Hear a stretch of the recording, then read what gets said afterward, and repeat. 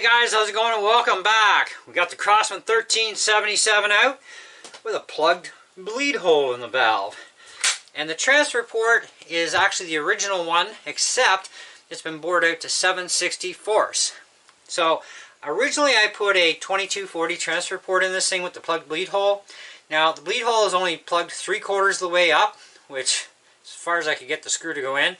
I didn't have a tap small enough, but I force threaded a screw in there, and I got about 3/4 of the way sealed up in that hole. So there's a little bit of a cut wind pattern difference. Anyway, hey, it works. So it's not all hype, it's not a myth. It actually does work. I've never plugged the bleed hole in the valve before.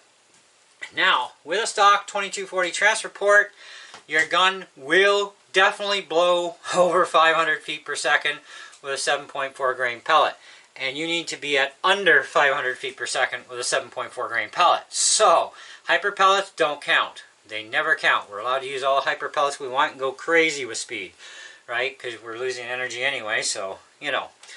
Anyhow, so we're going to Chrony this thing for you guys on video. We're going to go 10 pumps. We're going to do a string of shots. 10 pumps a shot, and then we'll do 2 shots at 15 pumps. Now, it is advisable by Crosman, according to the manual, do not exceed 10 pumps so you can damage the gun. The only thing you're going to damage is premature wear out of the pump piston, because it gets harder and harder past 10 pumps. That is actually harder on the pump piston's wrist pin holes, support holes, and I've actually seen people break their pistons. This is why Crosman says not to exceed 10 pumps, because that's the part you're going to break, and that's the only thing you're going to damage on the gun doing that. But anyways, let's Chrony this thing for you guys so you can see the results I get with a 760 force drilled out transfer port and a plugged aluminum valve. And this is the same valve that was giving me a lot of heartache with a lot of massive up and downs in FPS, and I still don't know why. I put the original return spring back in it as well. I rebuilt the whole valve today. I don't know, but hey, it's rocking really stable now. I'm very happy. So I'm going to show you guys the results. Now just make sure, as a note, if you are going to modify your airgun collection to get closer to 500, do make sure you have a chronograph and proper weighted pellets so that you don't exceed the speed barriers, okay? So, let's get on with this. 10 bumps.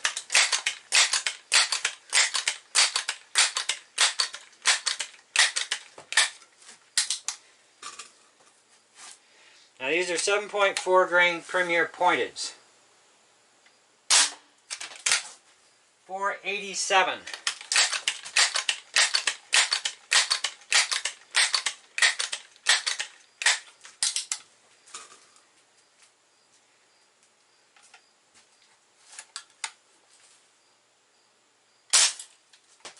$479. A little bit of a drop.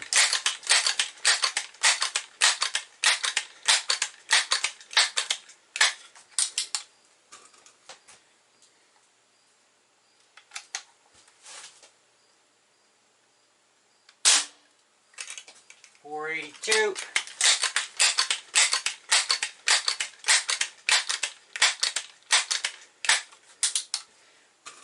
Put a couple more shots across. Oh, I want to see the stability factor here. 483.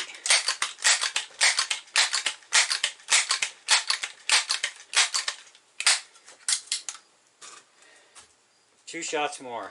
This one and one more. 488.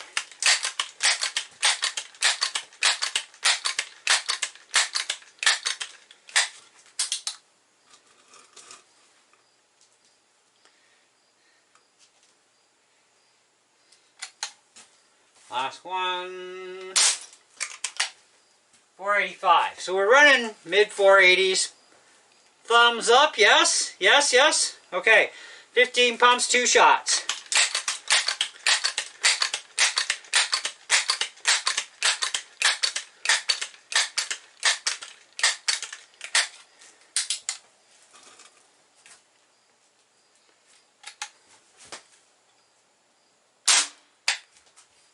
$528.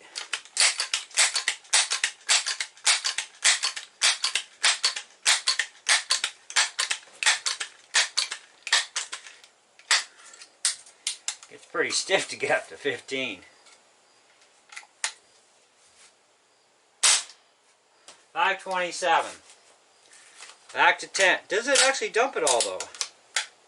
Yep.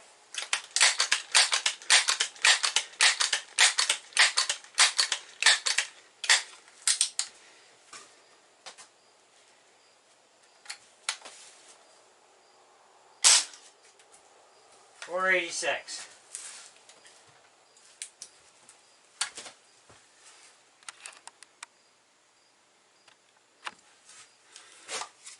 Now this is a gun I have a lot of respect for. It's running mid 480s, which is really good. I like that. And that's only with the bleed hole 3/4 of the way plugged up. That's pretty good. It'd probably be a lot tighter if it was all the way, but it's as far as I could get the screw to go in. So, hey, you do what you can, right? Anyhow, so 7/64 is the transfer port size. And all I did was take the whole valve apart, clean it all up nice and pretty shiny, reassemble it all after I plugged the bleed hole, of course, and got all the debris out of there. Put her back together and away you go. So that's the results we can expect out of this gun now. That's great. Now I'm happy with this pistol, and it's consistent as far as FPS. It's only plus or minus a couple of FPS, which is better than massive amounts of FPS difference and superiorly, pathetically slow speeds. I mean, 420s, 430s, ARF, you know, I've had a lot of 1377s before, and if anything, they were 433s, they were 440s, a couple of them were a little bit more, but they were never, like, going below 430, and of course, you know, I mean, when it comes to the guns, I mean, Crosman I think goes a little bit overkill. Now, these are the speeds I register here where I live, okay? I'm out in the bush, and I've got a lot of heat, a lot of humidity today, like any other day in the summer.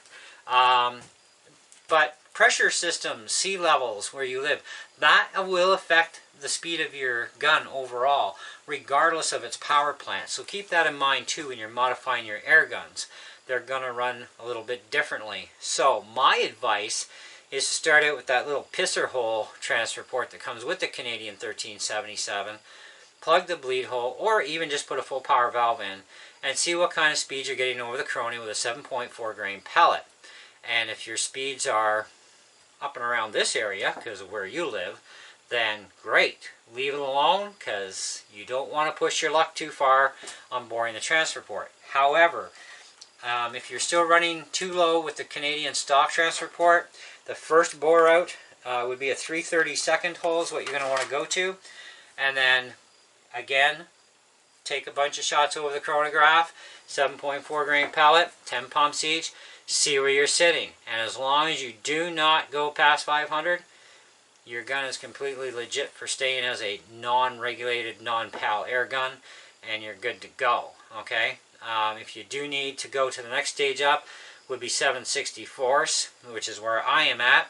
Anything larger than 7/64, I guarantee you, pretty much no matter where you live, with a 7.4 grain pellet, you're definitely going to blow over 500 feet per second, okay? I had a standard transfer port in this when I first got started, putting the gun back together this morning, and I was running like into the 500s. I'm like, hey, can't have that. We need to go under. Let's mod this to go under. And, you know, I mean, you can mess with your hammer spring if you wanted to. I mean, that's an option, but then you're not going to dump all the air. I would definitely suggest the whole transfer port thing. So I still have my Canadian transfer port that I bored out to 7/64 for another gun project, and I decided to throw that in place, and it works perfect, as you've seen yourself for the numbers on the Chrony. I'm in the mid 480s.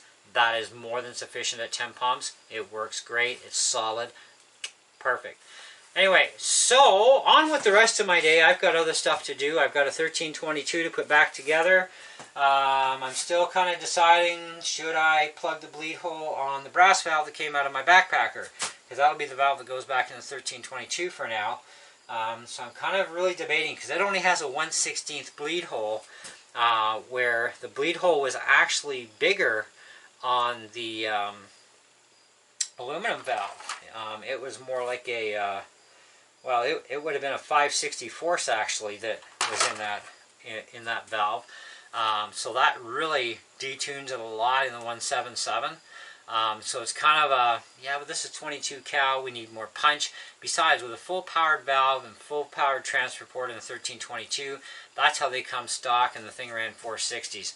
So I might as well just go ahead and modify this valve is what I'm thinking, or I'll wait until I get a full powered aluminum valve ordered and just do it that way, because it is a vintage valve, so I'm kind of still in debate over this. So we'll see, but I'm going to make my decision one way or another today of what I'm going to do with it, because no harm in plugging the hole, and you know, it is a brass valve, so I kind of like them. Anyway, that's it. That's all I got for you. Thanks for watching. Hope you enjoyed the video and got a lot out of it. Stay safe, shoot safe as well, and of course, always mod safe, and have a chronograph in your house if you're going to start modding your air guns for more power. Okay? Till next time. Catch you later. See ya.